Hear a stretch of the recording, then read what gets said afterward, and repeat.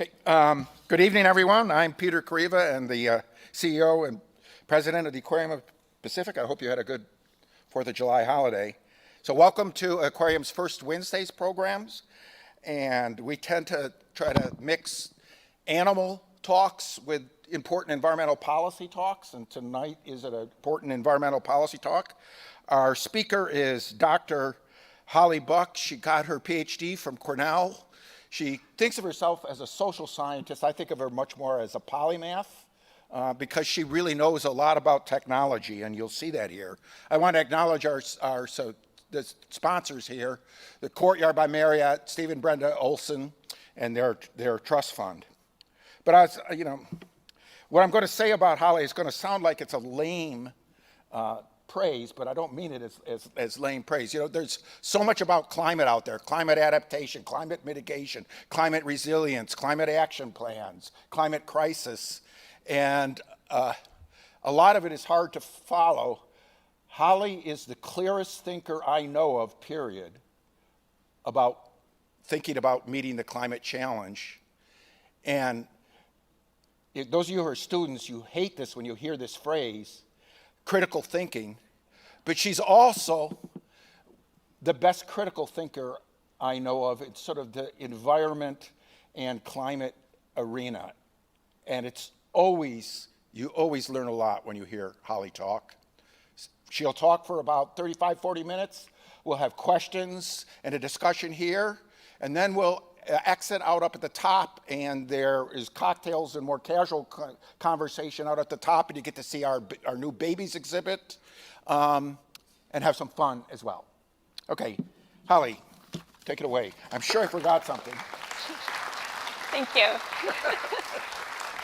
That's really kind. No, and really thanks to all of you for coming out on a weekday to spend some time thinking about climate change, which frankly is a hard thing to think about, a bit overwhelming. But I'm hoping I can help break down sort of the roadmap through this, and we can discuss, what everybody thinks about it, because there's not one recipe, but we've been working on this long enough that we have some ideas about how to move forward. And I wanted to start out by asking a question to all of you. When you picture life in a country that has met its climate goals, what does that look like? And what does it feel like? What are you doing? What's your experience of that? How is it different than now? And so I'm going to start out by talking through some of the projections and what the US climate goals are, eventually work my way to what California is working on. But throughout that, there'll be a bunch of graphs at the beginning, some of the so-called climate math. But I want to tie it back to how is this going to affect our lives,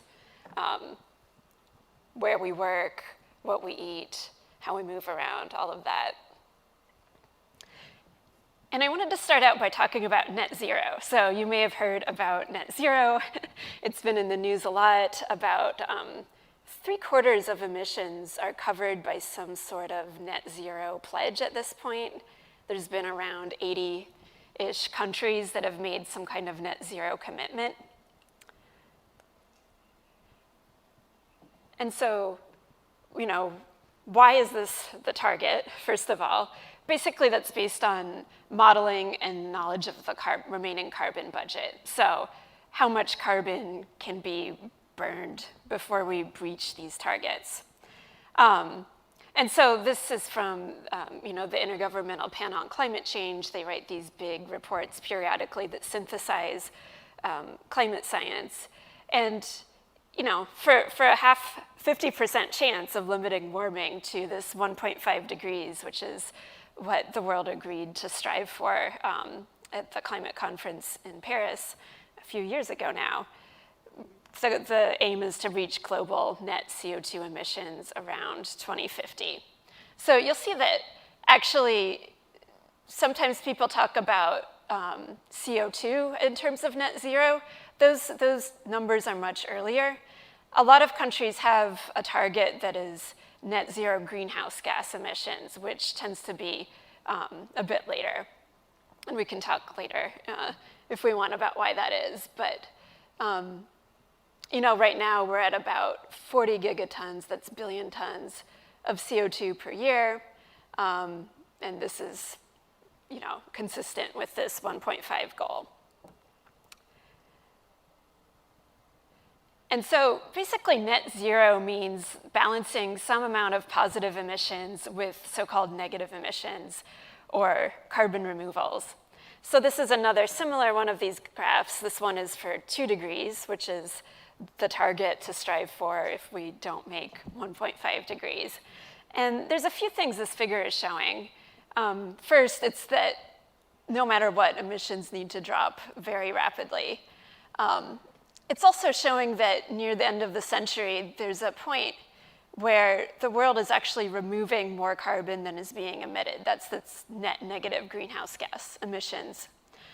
And this negative emissions capacity is something that actually starts, in 2030, which means that that's infrastructure and technology and institutions that would need to be set up right now to start this whole carbon removal process. And I'll talk about that more in a bit, what that might entail. But the question I want to help unpack a bit is, how will these milestones affect your life? So this is from the International Energy Agency. They did a report on net zero and kind of marked down the different things that would need to happen. And they also show, each sector that gets decarbonized, right? So electricity, industry, transport, buildings. And then you can see some of the things that would need to happen to make this a reality. So no new sales of fossil fuel boilers happening in the next couple of years, right? 2030, 60% of global car sales are electric. Getting towards decarbonizing heavy trucks, no new internal combustion engine car sales by 2035. So pretty dramatic switch in the vehicle fleet. Looking at retrofitting buildings, so half of existing buildings retrofitted to zero carbon ready levels by 2040. So, this will affect, things like our homes, our transport. And I want to also talk about the US long-term climate strategy. So the context for this document is that countries were asked by the Paris Agreement to submit these long-term climate strategy plans, because most climate plans tend to go out to 2030. That's kind of just how the Paris Agreement is set up. But they invited all of the parties, all of the countries, to think about, what will it take long-term to, meet these net zero goals, or looking out to 2050. So there's about 50 countries that have submitted these plans. The US is one of them. This is all pretty new. Most of these were just submitted in the last year or two. And so the US has this net zero in 2050 goal. And this just shows, we're at about 5.7 billion tons of emissions. And this would be kind of the ramp down to net zero. This is another way of looking at the long-term climate strategy, only it breaks it out by sector. So looking at transportation is about 2 billion tons. These are different pathways of how that could decline. Thinking about buildings, industry, electricity, and then this acronym CDR, that means carbon dioxide removal. So the capacity to remove excess carbon from the atmosphere starting to ramp up. And that compensates for the remaining emissions here.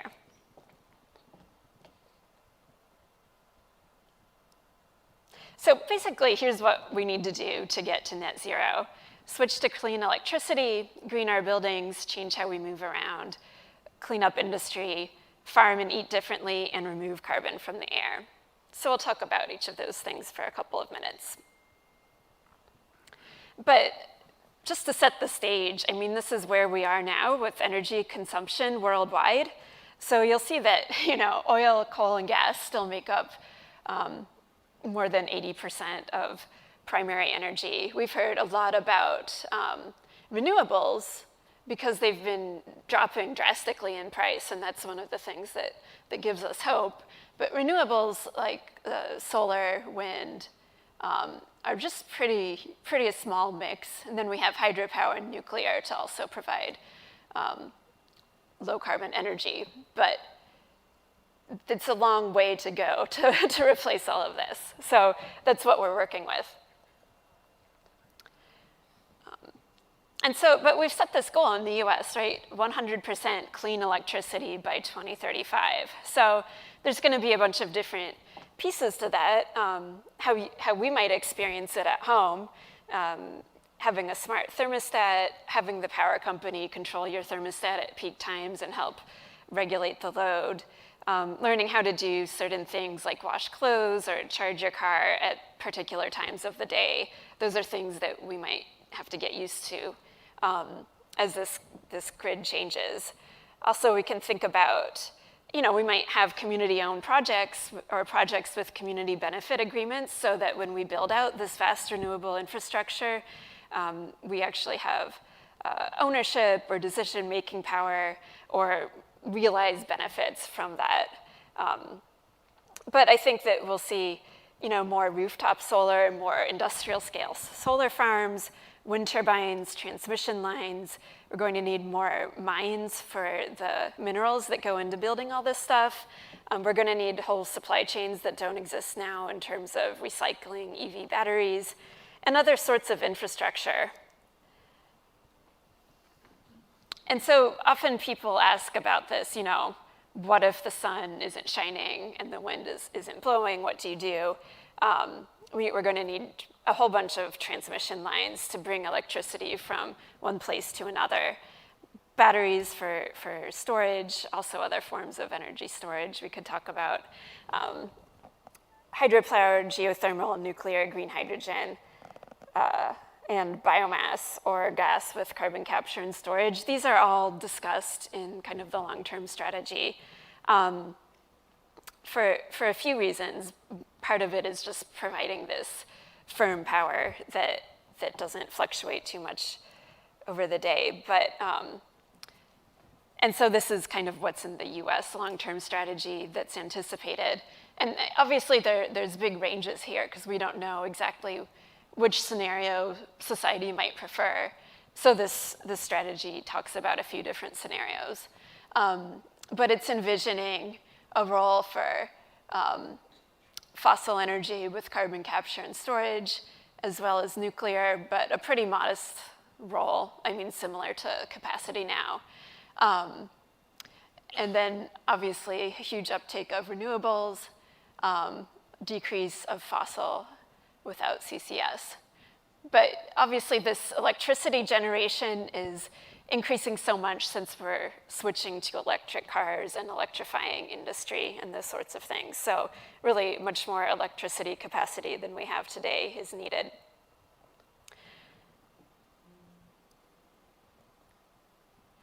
And I wanted to talk about some of the challenges with that, just so we're aware of them. This is from a really great study called Net Zero America, done out of Princeton University, and it basically walks through different scenarios for reaching this goal. And this is the most ambitious renewable energy scenario that doesn't rely as much on fossil energy with carbon capture and storage. And when I say CCS, I'm sorry for the acronyms, that's carbon capture and storage, which involves capturing the CO2 from a power plant and transporting it to where it can be stored in rock formations underground. And so what this picture is showing us is that, to build out this in the most renewable way, basically you have wind turbines offshore across most of the Atlantic seaboard. You have kind of this huge swath of the middle of the country with wind projects. So that's areas that have the visual impact of the wind turbines. You have a big scale up of solar as well, especially in the Southeast and in parts of California. And so it's really a land intensive in some ways. This is another way of looking at the same study. So the projection we were looking at, is this one. And they modeled other arrangements for this with different amounts of biomass energy. But basically, this would be the equivalent land area if you kind of took all those blue areas from the last map and put them together, kind of the size of 6 states. And then a pretty good area for solar too, and a smaller piece, kind of the size of Rhode Island for direct air capture. So all of these, are a pretty big build out of renewables. And I mentioned earlier about some of the mineral demand. So this is another report by the International Energy Agency. It's talking about how this demand for clean energy technologies would grow. And you can see in this figure where that would go to. Right now, the minerals are used, in electricity networks, things like copper, right? But as we electrify more and more minerals will be needed for EVs and for electric vehicles and battery storage. And so, for example, if you have an electric vehicle, you might have a lithium battery. So the growth would be, 42, like a really large increase in production for a lot of these minerals involved in batteries compared to where we are now. So that's also part of the challenge, particularly because it's been hard to permit and site new mines. So there's a bunch of ways to deal with this, and the government is looking at research into them in terms of recycling, so not opening new mines, but recycling the batteries we have, thinking about substitutes for some of these minerals in batteries and other technologies, and thinking about using waste streams to capture some of these minerals. But the general consensus is that with this level of demand, there will need to be new mines, and the question is, where do you put them? A lot of this stuff is mined in places with really terrible human rights conditions. So, there's some discussion about opening lithium mines in a few sites in the US, for example. I think maybe we have one, but there's protests about this, not just in the US. This is a massive $2 billion lithium project in Serbia that was protested and got canceled. There's a lot of local resistance to solar and wind in a lot of places, same with CO2 pipelines for moving around this carbon dioxide. And so right now there's over 120 local ordinances that prohibit renewable siting across the country, and those exist in almost every state. So the question is, do people want this level of infrastructure in their communities? Part of the challenge in terms of clean electricity. But moving on to green buildings. So I think this is one that's particularly exciting because it's an area where we can have better indoor air quality. We can save money when we transition our homes to some of these systems. I know that the winter aspect of these heat pumps is maybe less relevant here, but actually heat pumps work as air conditioning systems too, which are going to be increasingly relevant with climate change. So in terms of greening the buildings we already have, replacing gas in our homes with these electric heat pumps and electric stoves, better windows and insulation, and building new buildings up to a zero carbon standard. And so in terms of policy, we can think about new building codes. We can think about programs to make this switch affordable for people, and also helping contractors and buyers understand the different options. Because a lot of people, when they go to replace their furnace, they do it because their furnace broke. They need something right away. They're not necessarily reading up a bunch of stuff about different heat pump options, which are unfamiliar to a lot of people. So there's a huge education effort here. And then thinking about transportation, I think a lot of us have heard about this, or at least I know that when I think about this question of what's it going to look like to live in a net zero world, I'm thinking about things like bicycling and electric vehicles. So there's a lot to be done, especially with things like long-haul trucking, ships, and airplanes. I saw a sign outside LAX that claimed that United was powering all of its flights out of LAX with sustainable aviation fuel, which, if true, is exciting. But aviation is 2 or 3% of global emissions, and a lot of countries, when they set these targets, they don't count aviation. So that's really an area where we need improvement. But you can actually now make fuels out of captured carbon dioxide. It's not really cost effective at present, but if they can bring the cost down of that technology, that could be one good option.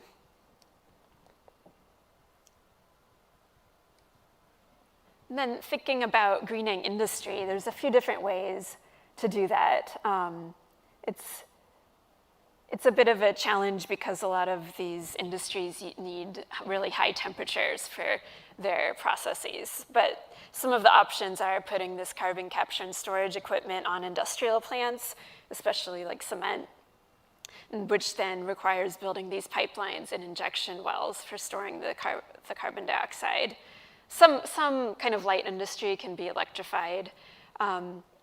And then there's the option of using biomass or perhaps green hydrogen for processes that need high temperature heat. But again, with these biomass options, it involves harvesting biomass, either waste biomass or grown for purpose, and transporting that. Also, the hydrogen needs to be transported around. So again, big industrial projects. And then agriculture, I mean, we could spend all night talking about that, but a lot of emissions have to do with fertilizer and how it's produced from natural gas. So there's a few companies up here that are looking at how to produce sustainable fertilizer, with a whole bunch of different approaches, including microbes. Beef, as you may have heard, is one of the most carbon-intensive foods. So people are focusing on alternative feed for cows, such as seaweed, which can lower methane emissions from those cows. But a lot of the studies that are modeling how to reach 1.5 degrees also are assuming big changes in demand for these different foods and how we eat. Shifting away from beef, shifting towards plant-based meat, cellular/lab-grown meat. And so that's all part of it. Finally, removing carbon from the atmosphere, which I've alluded to several times. So how do you get CO2 out of the atmosphere and into somewhere else? These are the few of the ways that are discussed. This is bioenergy with carbon capture and storage, abbreviated BECCS, basically involves harvesting biomass, burning it to make energy, but plants capture carbon as they grow. So through forests, that's a popular strategy. Biochar and soil carbon, this has received some attention because it can enhance soils, so farming in different ways that can put carbon back into the soil, like using cover crops or no-till agriculture. So a lot of co-benefits for farmers, potentially. Then there's speeding up the rate at which rocks weather, which I won't talk about today, and ocean fertilization, which I should have talked about since we're in an aquarium. But basically, there are several different strategies that scientists are looking at in terms of how to use the oceans to store more CO2. And one of them involves putting nutrients like iron to grow phytoplankton blooms. The challenge with this is it needs a lot more research to determine what actually happens with that carbon from the phytoplankton bloom. In theory, it sinks to the floor and is stored there, but major research needs to be done with some of these. And I'll talk about a few of them in a slightly more detail. So this is direct air capture, and I'm going to mention it because California just released a draft scoping plan that talks about it. This is one design that Occidental Petroleum intends to build in West Texas in the Permian Basin. That's a rendering of how the facility might look. But basically, the idea is to use these fans, basically, as you see here. They blow the air over a sorbent, a mineral-rich liquid, which bonds to the carbon, and that produces the stream of CO2. And they're an oil company, so for them, this is their mechanism. They have this stream of CO2. They can actually inject that CO2 into the ground to produce more oil. So that's one company, Carbon Engineering, that is working with that sort of a model. So why would you want to produce more oil with this? Because right now there's not a way to make this cost effective. That's their argument for this. And so their dream is to be, the last barrel of oil produced should be carbon neutral oil. So I introduced that idea to you without further comment, but you can think about that. Then bioenergy, or this is actually a twist on the bioenergy, biomass carbon removal and storage. There's a lot of waste that can be used for this. Almond shells, one option companies are exploring. This is another company based out of Bakersfield. And so what they would like to do is use wood waste, gasify and process it, and then have a stream of hydrogen that can be used for transport, as well as CO2 that can be stored.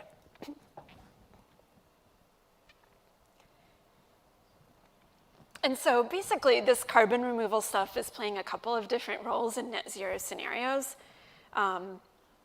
One is compensating for this amount of continued emissions, also compensating for emissions of other types of greenhouse gases, like methane or nitrous oxide, but potentially also compensating for historical emissions. So removing emissions from the past to lower greenhouse gas concentrations and potentially reverse some amount of warming.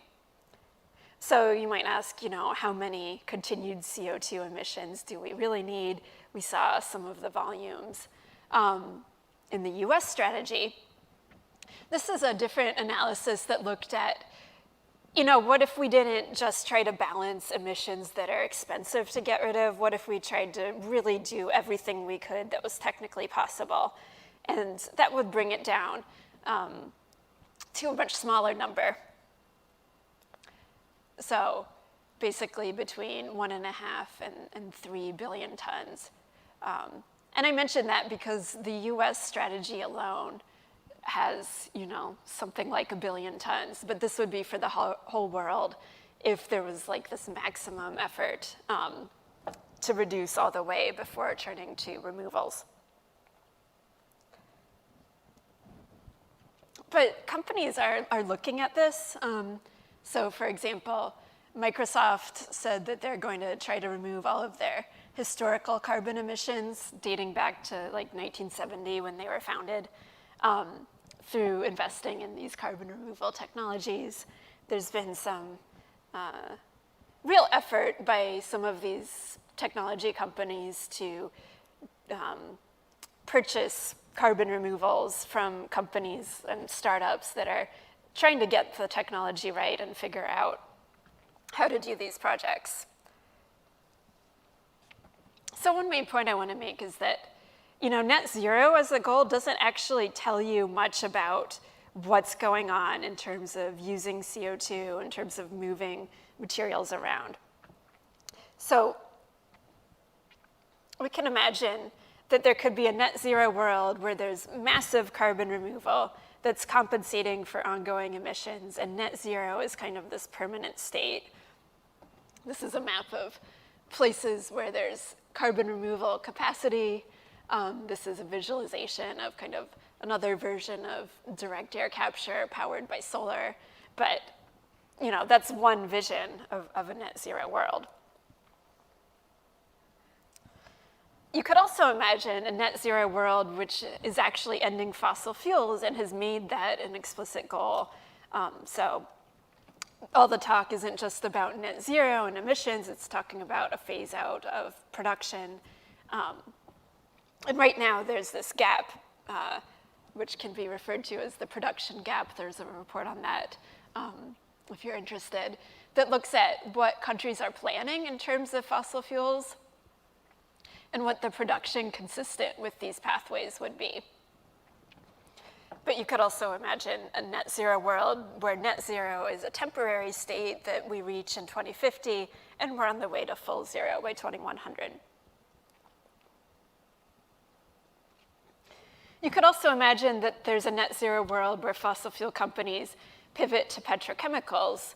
This is kind of a strategy for some companies as they imagine if demand's going to decline, like it does with some of these climate action plans, then they increase revenues with petrochemicals. And, you know, there could be issues with that, including plastic as well. So when we think about this transition, we talk a lot about the energy transition, but there's also a materials transition that needs to happen as well in terms of actually doing recycling, moving to CO2 utilization. So that's the phrase for using the CO2 to make other things. Right now, people are basically thinking about using it for enhanced oil recovery, but it could be used to make all sorts of chemicals. It could be put into manufacturing fertilizer. So there's a bunch of stuff that could happen with this if we, you know, had the mind frame for it.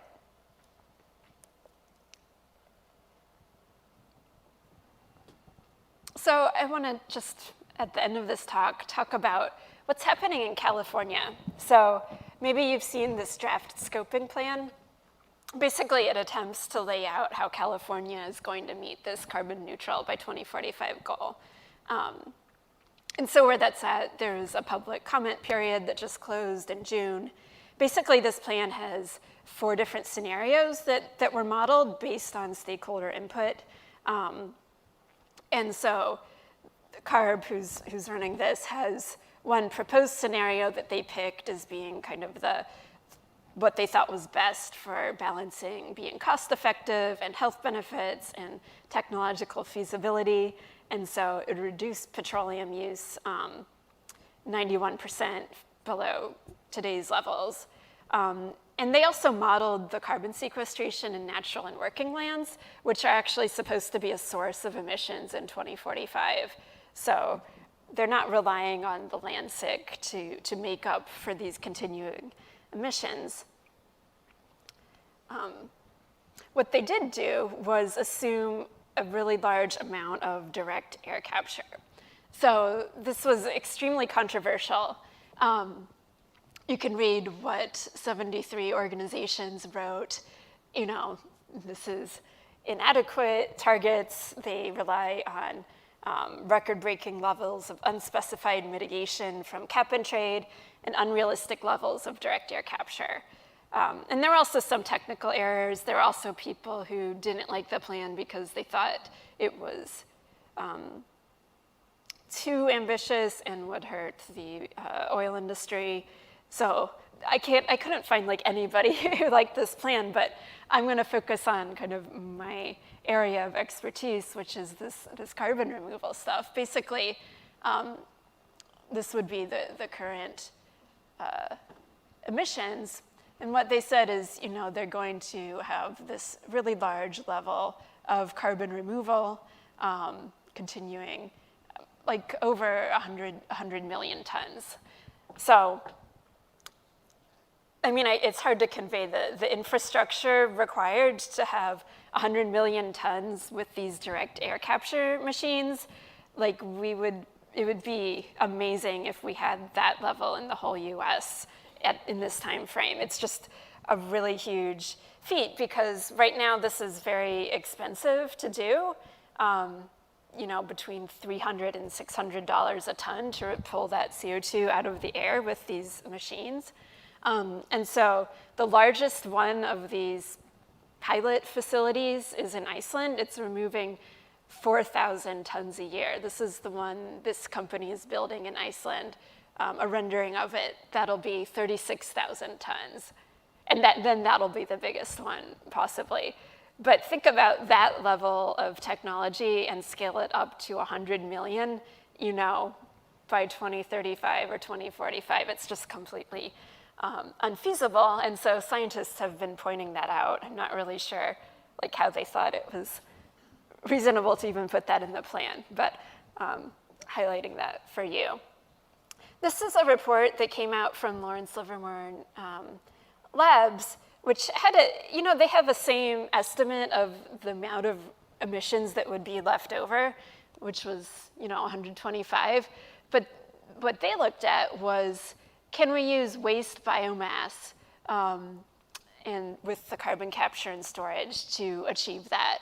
And so they had some amount with the natural and working lands, 16 million of this direct air capture, and then they had the spatial analysis about this massive effort to capture waste from sawmills, from forests, thinking about managing forests for both fuel, wildfire risk, and all of this agricultural waste, and also municipal waste. So, maybe that's another option. I put it out there to consider. So there's a big question. Can any of these net zero goals survive the current context? We have this food and energy crisis, very high food prices. There's the risk of this price shock going to a supply shock, the stock market downturn. So a lot of companies that jumped in with these net zero plans have lost a lot of value and maybe reconsidering some of their climate ambitions. The ongoing war, it's really a challenge for international cooperation. And then the background context of energy poverty. So 759 million people lacking access to electricity, 2.6 billion lacking access to clean cooking fuels. There's been a lot of discussion about, should the US or other international institutions finance fossil fuel projects in the developing world, all of that ongoing. But one source of hope, a lot of near-term actions are actually cost-effective. So this is, again, from the Intergovernmental Panel on Climate Change Working Group 3 report, which came out recently. And they looked at this, and basically what this figure is saying is, these things in blue are money savers. So switching to some forms of energy, a lot of the transportation options, some of them have a pretty low cost per ton of CO2. So there's a lot we could start on right now that wouldn't be fantastically expensive. A lot of times you might hear, the US is only making up 11% of global emissions. Why should we put in all this effort if the rest of the world isn't? Well, some parts of the world are. But I think there's reasons for us to consider net zero America, independent of the global context. Switching to clean energy has public health benefits, cleans up the air, energy security benefits. And if we really lean into research and deployment, that can help bring down the cost of new technologies, which makes it easier for other places to adopt them. And if we don't step up, it sends a signal to the rest of the world that's not good. So some key takeaways. There's really not one single way of getting to net zero. There's different pathways. There's kind of a basic roadmap, which is these 6 things I talked about. But one thing we have to understand is that these options, in my view, involve more or less redoing the Industrial Revolution again, just based on the scale of infrastructure and the change of infrastructure, changing how we move, where we live and work, how we produce many things. So there's the very real downside of basically making our landscapes into energy production zones, same for the ocean potentially. And there's real quality of life and biodiversity impacts to that. But the upside is that there's economic and social opportunities if we do things right. In terms of livelihoods, in terms of doing things right really means that we need to build all of this infrastructure in ways that actually benefits communities and kind of repairs some of the harms of this first industrial revolution. And finally, one thing I've noticed in my research is that countries, states, and companies really don't have clear or detailed plans for what they're going to do. It's still all very much in flux. I think the main downside is that people are about to get really frustrated once they confront the details of these net zero goals. But the upside is that there's a lot of space for us to all get involved and weigh in and advocate for particular things. So it's going to be a challenging couple years as people start to roadmap what's actually involved in net zero, especially given the context that we face with these food and energy crises and the global conflict. But if we can make it through these next few years and get out some visions that have general support, I think that we'll be in a good place. So I look forward to talking about this with all of you. And again, thank you so much for being here.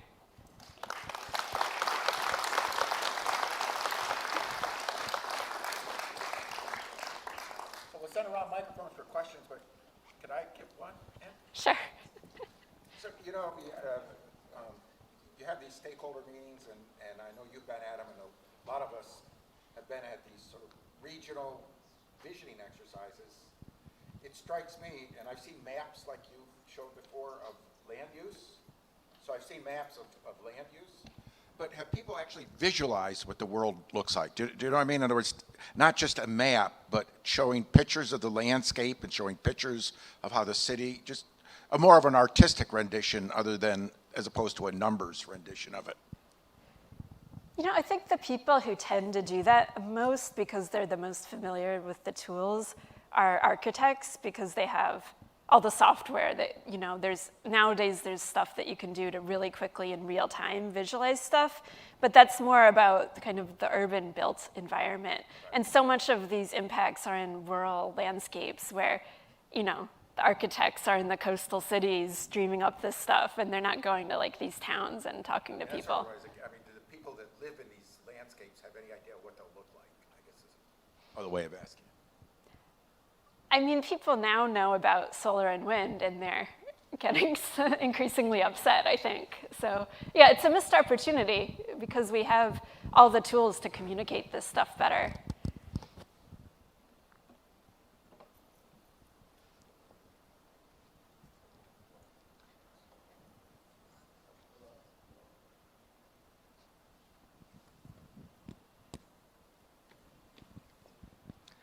Thank you very much. As a science teacher, your presentation convinced me even more that the science exists to begin to deal with climate change. What is lacking is the political will. From an international level to the COP conferences, which I agree with Greta Thunberg, blah, blah, blah. Nothing gets done year after year after year. From that level all the way down on a national level, we have the promises of the Biden administration or Newsom or Garcetti, and they make promises and at the same time they authorize leases and fracking and new drilling. And in Wilmington, you have a community that's been devastated by emissions from the oil companies and poor capping of existing oil wells. So to me, the issue is mobilizing people in this country and around the world to challenge the oil companies. Because the oil companies run the governments. They run the US government, they run the California government, and until they are nationalized, we don't really have, that's got to be a central demand. Plastic is here to stay, and oil is a key component, right? Plastic is a derivative of oil, and we're never going to get rid of that. But yes, but the question, of recycling and things like that. So I've heard a little bit about some of the things that they've done in Cuba. I'm wondering if you have studied that at all with all their organic farming and solar panels and things like that. I don't have any special expertise about Cuba, but in terms of phasing out fossil fuels, I guess one thing that's been disheartening about the past few months is that, Germany passed a coal exit law, and they really developed a plan for how to leave coal behind, and the war has challenged the implementation of that. And so it sometimes feels like one step forward, step back kind of thing. But I think that if we can stop talking so much, I know I just gave a talk about net zero, but in these different levels you mentioned, like international, down to the municipal level, everybody's framing the discussion in terms of net zero emissions, and that draws the focus away from the point of production. And so it's almost like a diversion from a conversation we could be having. So there's a big role for civil society and activists to try to reframe it.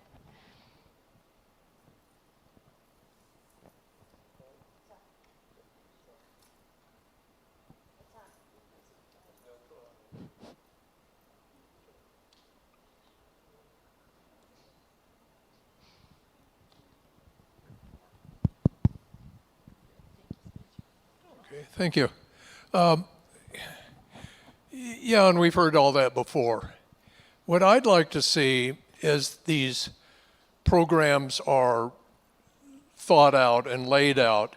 I'd like to see more coordination with the people that are working on the hardware to work with the people that study population. Because if we don't control that, we're never going to get ahead of the curve. You bring down pollution by half and you double the population, which has almost tripled in my lifetime, you're not getting there. So the question is, do you ever foresee the people drawing up the hardware side of it, working with the people that are studying the effects of it in the real world, especially the third world, in population, sheer unadulterated numbers? Well, all of these models that are used in these scenarios, they have assumptions about population, and generally experts say that population is going to level off 9.5, 10 billion, and there's a lot of reasons that go into that. But I think that, the school of thought that I work with and a lot of my colleagues is that we have a lot of resources, they're just not equally distributed, and if we were smarter about distributing resources fairly, there would be quite possible to provide energy and food for 10 billion.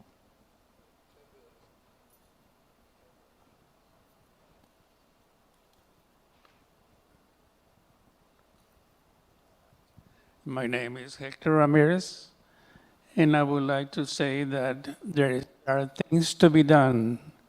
If we don't do the things right now, for the future generations, whether we do it right or wrong, it has to be done before it's too late. One more thing. Where do you find all the information for future purposes of what has been done? Thank you. Yeah, and if the question is where does the information that informs some of these projections come from? This is actually something that has been contested a lot lately because a lot of the modeling done for the Intergovernmental Panel on Climate Change, which a lot of this is based on, uses integrated assessment models. So these are models that have all sorts of information about, the structure of the economy and the price of carbon and the population and many different things. And they've been critiqued lately for a tendency to solve for the least cost solution rather than other options. And so it's interesting because we've seen now more NGOs and other people start to develop alternative models that look at lower demand for energy or different things. So it is actually a very good question about where we get this information from and who's producing it, what their motivations are there things we're not seeing in that landscape?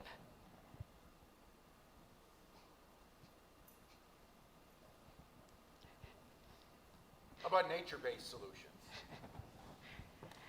Nature-based solutions are great, but they don't get to some of the volumes imagined because there's constraints on land, because the carbon that gets stored in ecosystems plateaus over time. So compare that to one of these air capture machines that can keep storing for a long time. And they're also vulnerable to climate change itself. So if you have a wildfire, then you just lose all your carbon. All of the graphs that we looked at seem to suggest the need for enormous discontinuities in the rates of change. I'm sorry. Sorry, is this on? But yeah. So all of the graphs that we looked at seem to call for enormous discontinuities in the rates of change. As such, just to take a simple example, the one on the wall, according to the Princeton study, what percent capacity of wind energy have we deployed since the Industrial Revolution that's going to get us to where we need to go in the next 8 years or 15 years or 20 years? Yeah, I mean, I don't know the number off the top of my head, although it's in that study, but a lot of this seems to land on these rates of change are achievable if we just try really hard. And I think it would be right to be skeptical of that. A lot of times also you see people extrapolating from the deployment of solar, which scaled up relatively rapidly, and thinking about, okay, we can just apply those rates to direct air capture, which I think would be a mistake, but people refer to that as kind of the model for getting this deployed and bringing the cost down. Is it a fair understanding to say that we can apply Moore's law to all of these things? I mean, that's my personal view. I was more presenting kind of the conventional wisdom in these strategies. Yeah.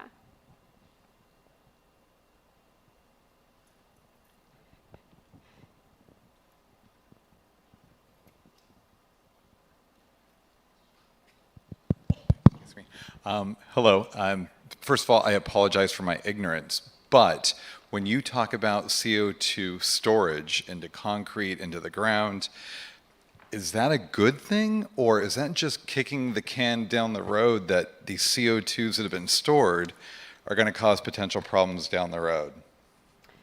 So my personal view is that we have some decades of injecting CO2 underground, a lot of it for the oil industry, but some also dedicated storage in places like Norway. And I think the evidence shows that it could be done safely with geologists that really know what they're doing and understand how CO2 gets trapped in rock and that sort of thing.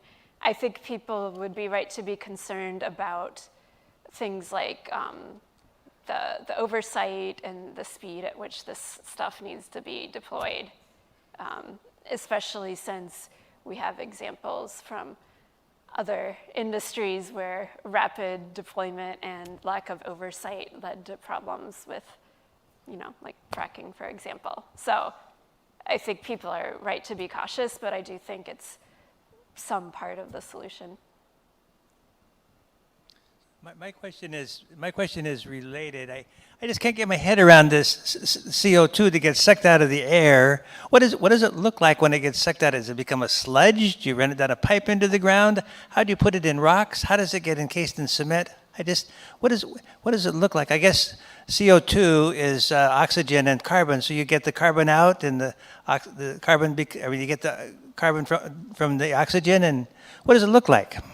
Yeah, so they actually transport it in a supercritical state, so somewhere, something like a liquid, but not exactly. And I'm a social scientist, so there's probably somebody in the room that could explain that part of it better. But it's in very high pressure, generally transported by pipeline. We have, a couple thousand miles of CO2 pipelines in the U.S. already.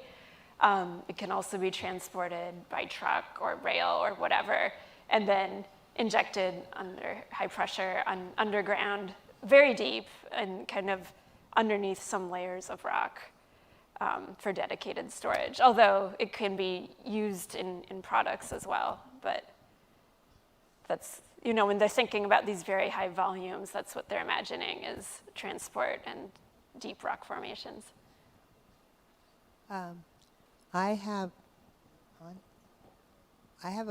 First of all, I want to thank you. I don't know if you can hear me, but I want to thank you for all this information because it only gives me more questions to think about. And I might be simplifying this question, but I think, why don't we have solar panel cars? I mean, maybe I'm simplifying it because we put solar in so many, we have solar panels in our home. We're heating our pool with solar. We don't have an electrical bill. And I'm thinking, what's preventing us from doing solar cars? Well, there's an engineer who wants to answer that. But cars, they require a lot of energy. But we have the whole model of, the rooftop solar coupled to the battery in your car.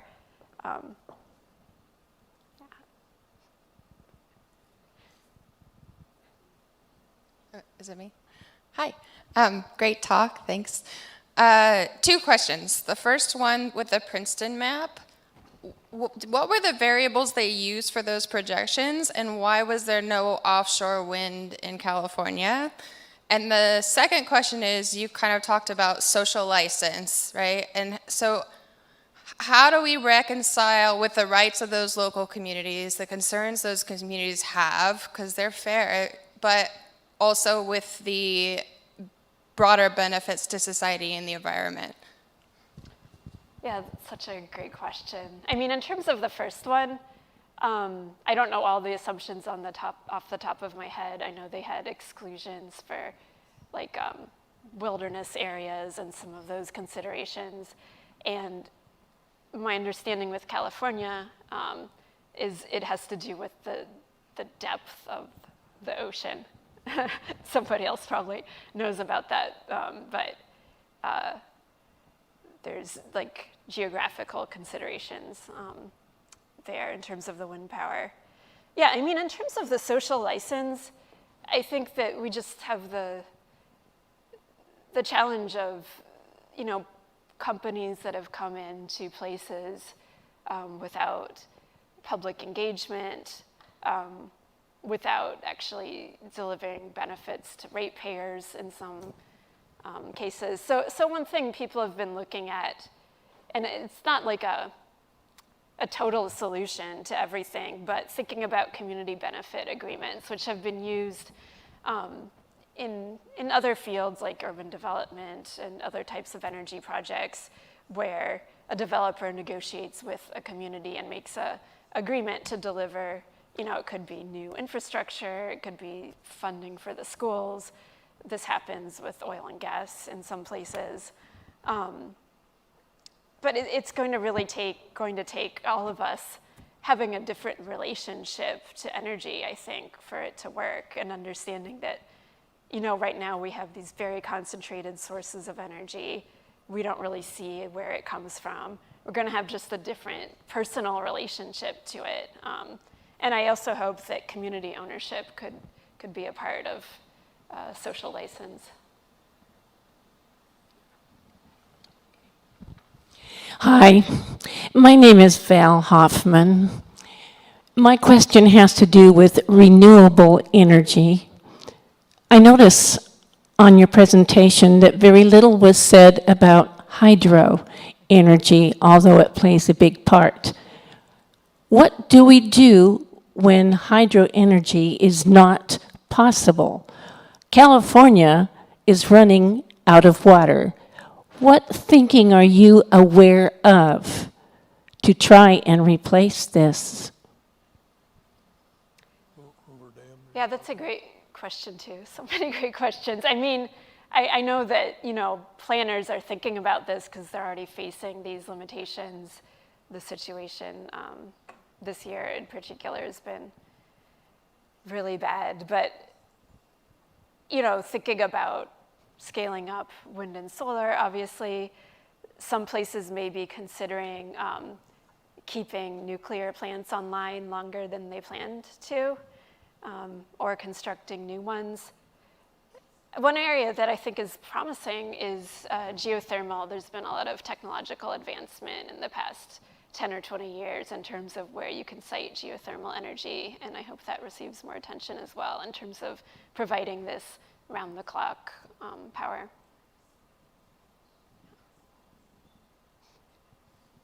Last question from Alex.